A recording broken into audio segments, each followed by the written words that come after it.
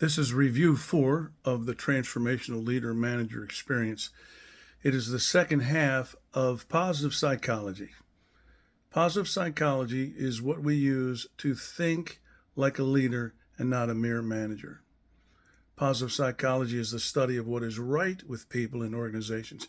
It's the process we use to help organizations and people thrive, or in our language, we use that, or how we say that is help people get an A. Now, the first component of that was strengths. Last week, we discussed how the world's greatest managers, according to Gallup, how they got people to perform in the top 10% was because they did not try to change people. They helped them recognize where they were hardwired, where they were naturally gifted and talented, and put them in positions and situations to use those talents, recognize those talents, and that's how those people thrived in those positions. There's two other ingredients that are part of positive psychology. The second of the three parts, again, the first one is strengths. The second one is happiness. We call it the science of happiness. And what we discussed was that success follows happiness, not the other way around. It's called the happiness advantage. When the brain is in positive, as opposed to negative, neutral, or stressed, it's more resilient, more creative, more adaptive, more determined.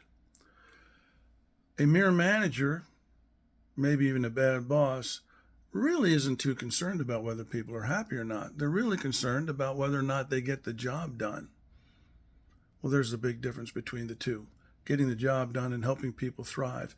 And one way to help people thrive is to help them achieve happiness. Now, how do you do that?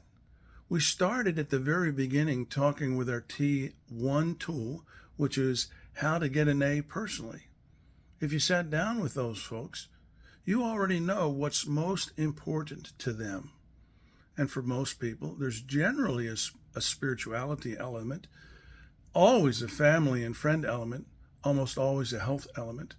And these people will almost always admit that they're not already an A.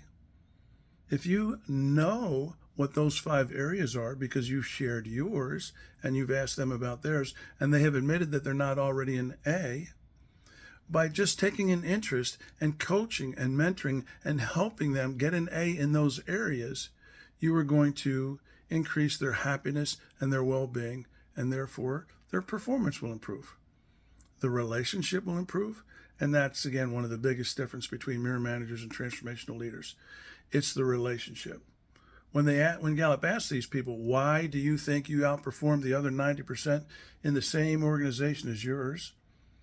The number one answer was the relationship with the immediate supervisor. Again, that immediate supervisor focused on their strengths, but they also took a personal interest in them, a personal interest. And that's actually in the Gallup, what they call the Q12, the 12 questions. There's 12 things actually the world's best managers do differently. And one of those things says, cares about me as a person. And I don't know how you can show that you care about somebody more than getting to know what their top 5 areas are, where they are now, and helping them get an A in all those 5 areas. So seek happiness first, and success will follow. The last part, the third part of the positive psychology section, was about gratitude and appreciation. They're similar, but they're not the same thing. And both of them, when supercharged and when you consciously decide to create a habit in each, you will see how they're different. Gratitude is about a feeling mainly internally what you're grateful for, and that's almost always a spiritual element. But then you're also grateful for other people, but it's thankfulness. Appreciation, on the other hand, is what you value. You can value another human being that hasn't really even done anything for you. You can value their sense of humor. You can value their natural gifts or their kindness or just who they are. So think about a habit. One of the things that was recommended is a daily gratitude journal. Very specific, very practical. Every morning, write down 3 things that you're grateful for. What does an appreciation habit look like?